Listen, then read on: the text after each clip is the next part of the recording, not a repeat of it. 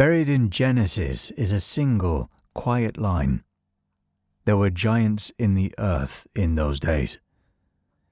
They were called the Nephilim, the children of angels and mortal women, and their blood may still run through us. If you too are a child of mortal woman, check out Pantheon Apparel, our clothing brand inspired by myths, legends and folklore. We ship worldwide and are rated excellent on Trustpilot. Link in the description.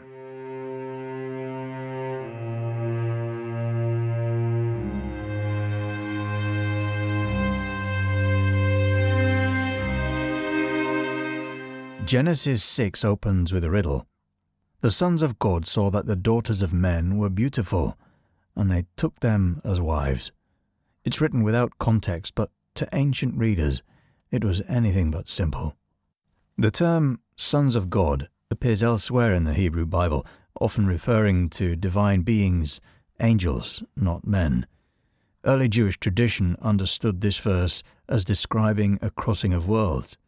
These were heavenly beings stepping into the human world for reasons not fully revealed.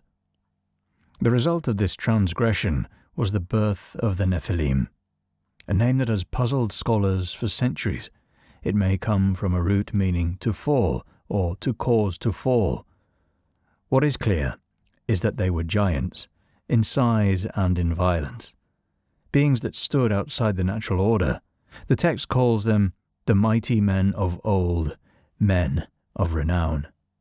But this renown carried no honour. The Bible moves on, but the presence of the Nephilim lingers.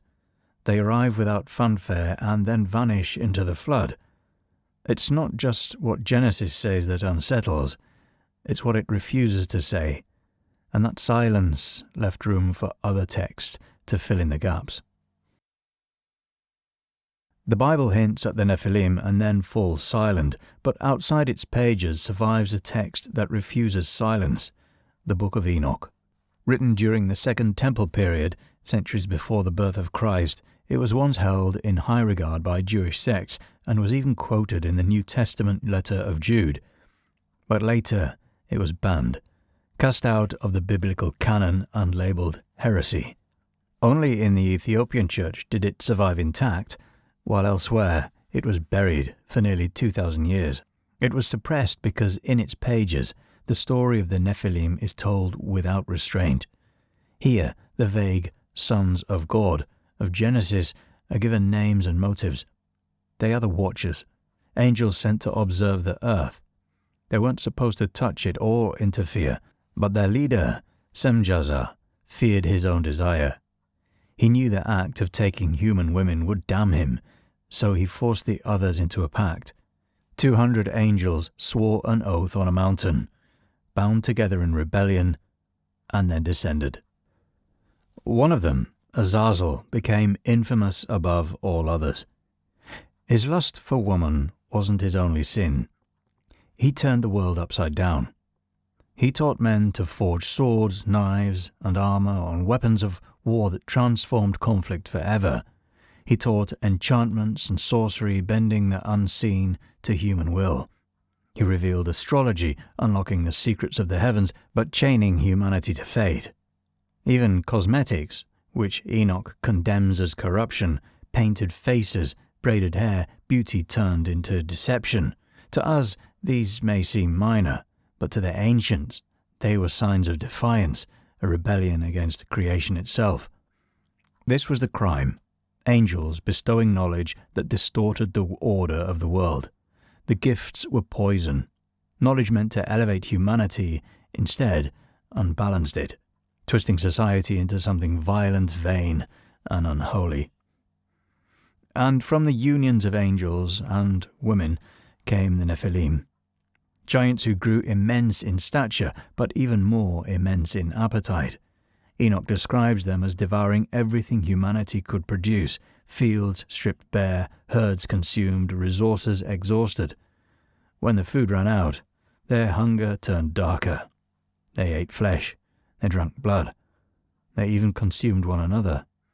The earth itself groaned beneath them, ruined by their presence. In Genesis, the flood is framed as punishment for human sin, a moral reset. But in the Book of Enoch, The flood isn't about morality at all. It's an extermination, a campaign to erase a hybrid race, to bind the angels who fathered them, and to purge the world of a corruption that threatened the fabric of creation itself. Enoch tells us the cries of humanity and the groaning of the earth rose together, reaching heaven, and in response, God commands his archangels to wage war. Each one is given a task. Michael, the commander, is ordered to strike against the Nephilim directly, to bring them down in battle before the waters rise. Raphael is commanded to bind Azazel, the watcher who had revealed the secrets of weapons and war. He is chained, hurled into the desert, and buried beneath jagged stones, his face covered so he will never see the light again until the final day of judgment. Gabriel is sent to turn the Nephilim against each other, driving them into violence, to destroy themselves by their own bloodlust. And Uriel, the angel of flame, is told to warn Noah of what is coming, to prepare him for survival when the flood consumes all else. The watchers themselves aren't killed. Their punishment is imprisonment in Tartarus, a pit beneath the earth, darker than night and sealed with chains. They are condemned to watch their offspring perish, to remain bound until the end of time. It's the inversion of their crime. They who descended freely to earth are now trapped beneath it, neither in heaven nor in the world of men. The Nephilim, their children, face annihilation. The flood drowns their vast bodies, erasing them from the surface of the earth. But Enoch says their deaths are incomplete. Their spirits can't rise to heaven because they were never part of the divine order, nor do they rest in the earth because they were never truly mortal. Instead, they remain suspended between realms, restless and cursed. These are the origins, the text says, of the evil spirits. The first demons, hungry, violent, insatiable. Where once they devoured harvests and herds, now they haunt mankind, feeding on fear, desire, and weakness. This reframes the flood entirely. It's a cosmic purge, a war fought across heaven, earth, and the underworld to correct a violation of creation itself.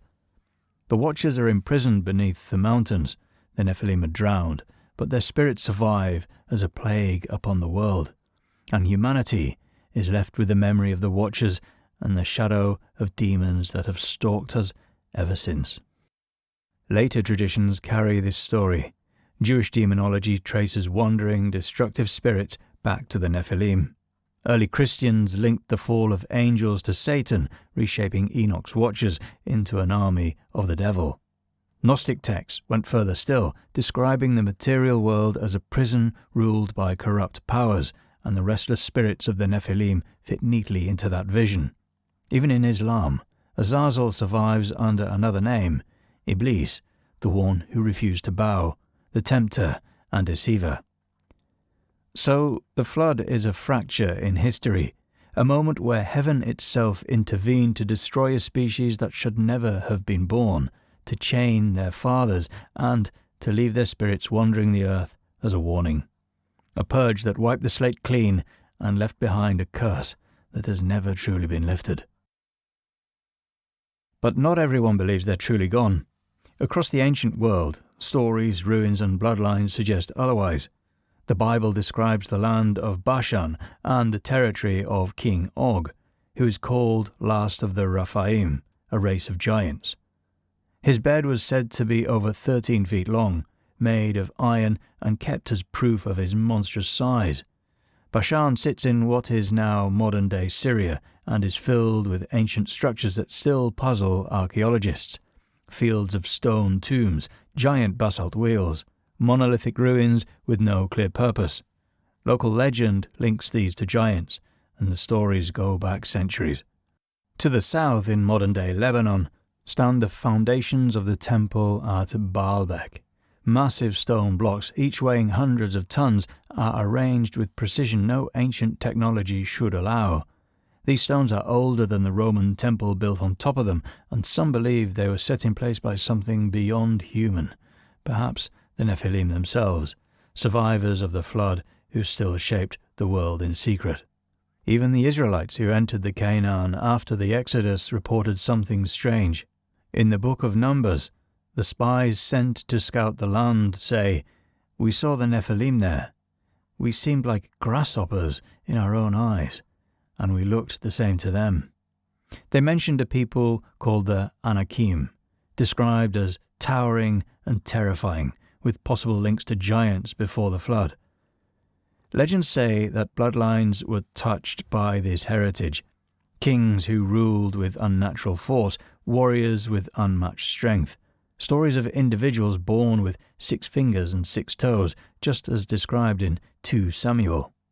These traces, scattered through scripture and folklore, raise the question, did some of the Nephilim survive? And if so, where are they now?